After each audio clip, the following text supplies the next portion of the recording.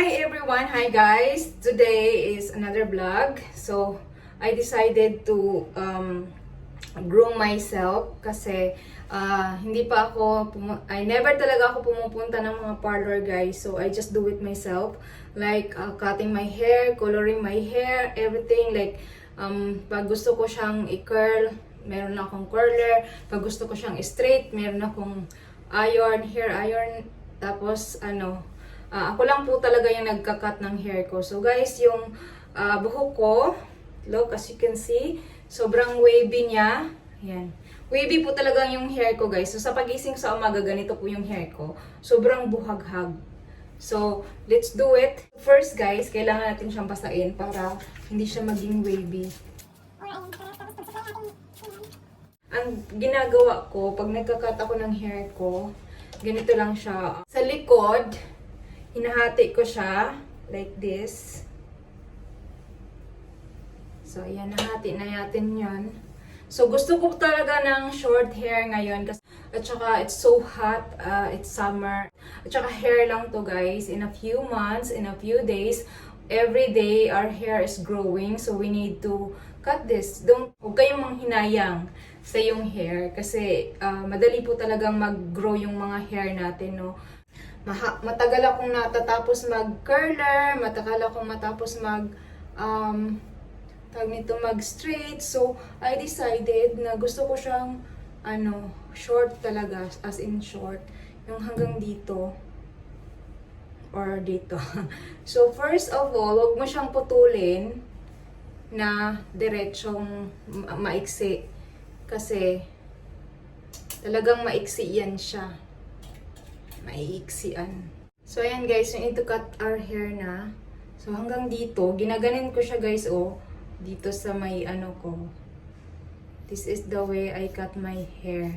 Every time that I want to cut my hair. Ang puro lang gunting, hindi siya na agad. Kaya huwag niyo siyang diretsuhin ng cut ng short guys, kasi baka magsisi kayo at the end. Dahil sobrang iksik na pala. 'Di ba? So, ayan. Charan! My hair is shorter. Pwede naman na siyang i-volume later like this. Ginaganon ko lang siya as long as... Kasi yung wavy naman yung hair ko, so okay lang na hindi magpantay-pantay tingnan. So, okay pa rin yan. Kasi... Nahihirapan talaga ako guys, pag nagka-curl ako, sobrang haba, ang tagal kong matapos. So yan. Dito naman tayo sa kabila. So, pag sa kabila guys, hindi mo siya matatansya talaga. So, meron akong salamin dito. Tumitingin ako sa salamin. So, hanggang dito, i-cut ko para siya. Pero wag mo muna siyang iksian masyado kasi para pwede mo pa rin siyang iiksian mamaya kung hindi pantay. So, bumaba ka ng konti. Basta nakalabel, sa tingin mo nakalabel dito sa kabila. Portion, huwag mo siyang binatin guys kasi pag bininat mo siya, pagkatapos niyan, ang resulta iksi. Sobra. Yung natural lang kung saan yung mahahawakan mo, huwag mo siyang binatin ganyan.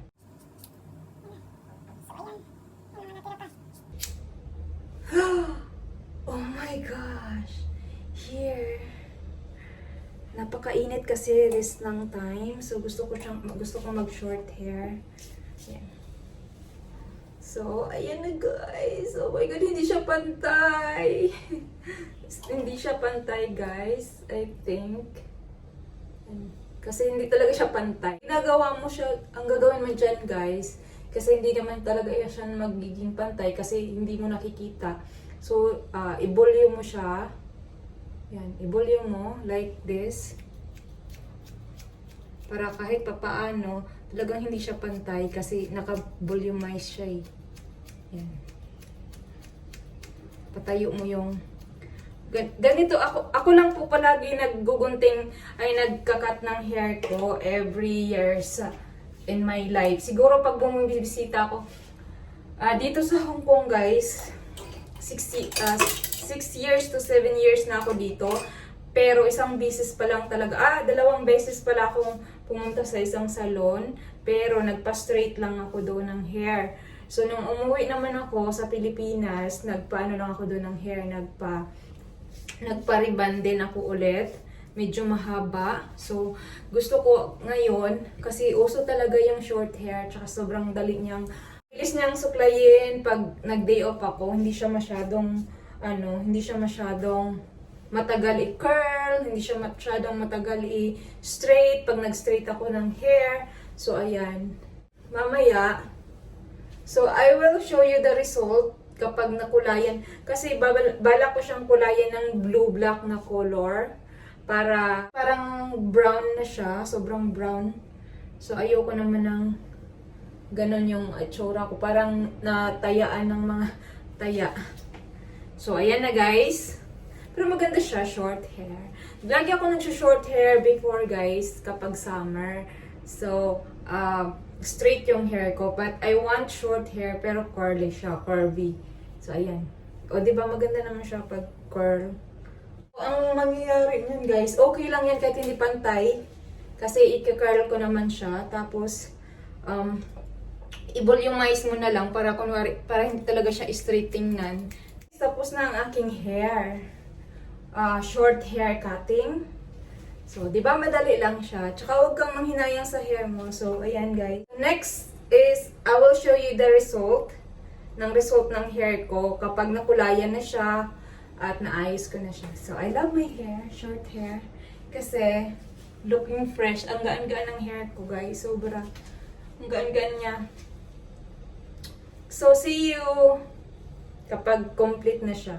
So guys, I'm done to cut my hair. Kita nyo naman siya, short na siya. So, dahil nagkukulay po talaga ako ng hair ko, so, bumaba na siya. Ito, mga new hair na tong mga black color. So, kukoloran natin siya ulit kasi nagpe-fade na yung kulay niya. So, made in the Philippines po siya. Yan. Yung, hindi po ito sponsored guys, binili ko po talaga permanent hair color na ang kulay niya is blue-black. Like, as in blue-black. Yan. So, ito na siya guys. Sa loob ng box, meron siyang conditioner. So, pag naliligo ka na, mamaya, pwede mo itong gamitin as a conditioner. Kasi meron siyang protection sa color. So, ito po yung color niya, colorant, na blue-black. So, ito yung blue-black na color. Yan ang nasa loob ng box. So, ito po yung mixture na cream. Mixture na cream. Sa lahat ng mga color, may mixture cream talaga siya. So, ito yung gagamitin nating parang haluan ng color. So, meron siyang cups sa buhok.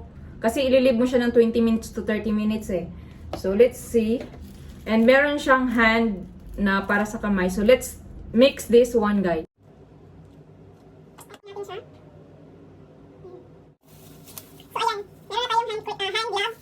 Okay guys, let's mix our color. Ayan guys, let's do this! Okay. So first step, hindi po ako gumagamit ng mga special na mga paraphernalia like yung mga foil. Hindi na ako gumagamit nun guys kasi hassle, tsaka matagal. So I do this like this. Medyo maamoy, hindi naman siya masangsang na amoy pero merong matapang lang siya. Like this. So, do not put here kasi nasa scalp mo na yan. So, in this side, unahin mo talaga yung outer area, yung unang makikita ng mga tao. Ganyan po ako nagkukulay ng hair ko guys. So marami nagtatanong kung paano ko nagkukulay, kung saan ako nagpapalor, kasi sa regency.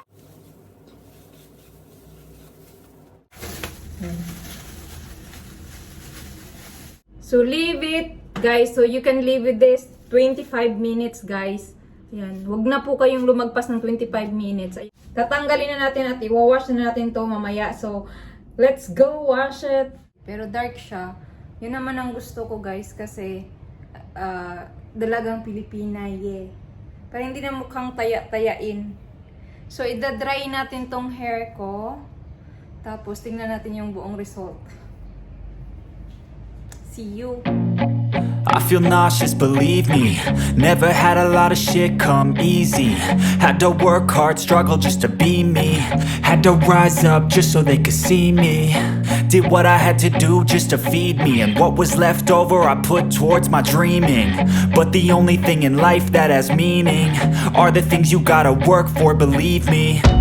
Take into your hands a plan, your own hands can land your own brand. And damn, I feel like no one takes accountability. They want the credibility, convincingly unwilling to put in the fucking hours it takes to get some power. Don't be fucking sour, take a cold shower, scream until you're louder, work until you're prouder. And fuck all the doubters, they're just fucking downers.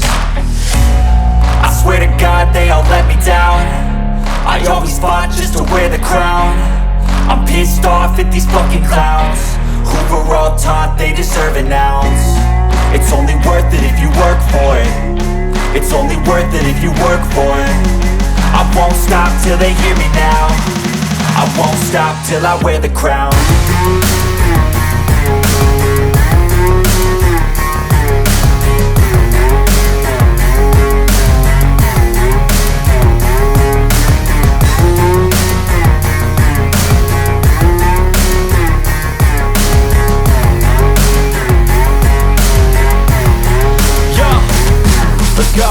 I'm just telling you to fight for your dreams, but it's not what it seems. Man, it's hard to be seen when everybody wants to be king. Yeah, they all wanna ring, yeah, we all wanna be free.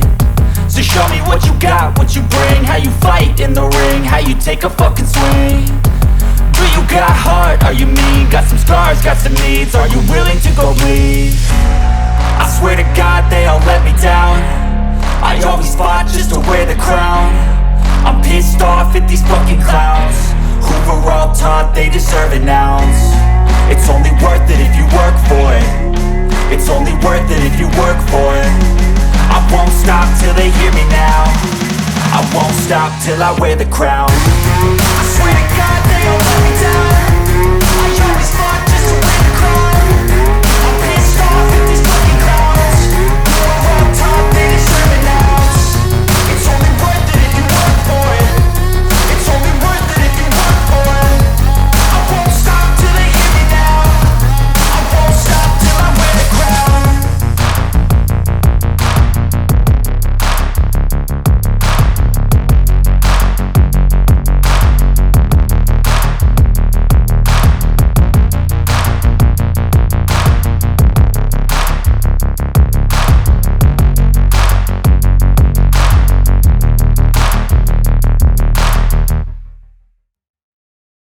Nothing's wrong, everything is right. I feel like I can't lose, no, but I'm staying grounded.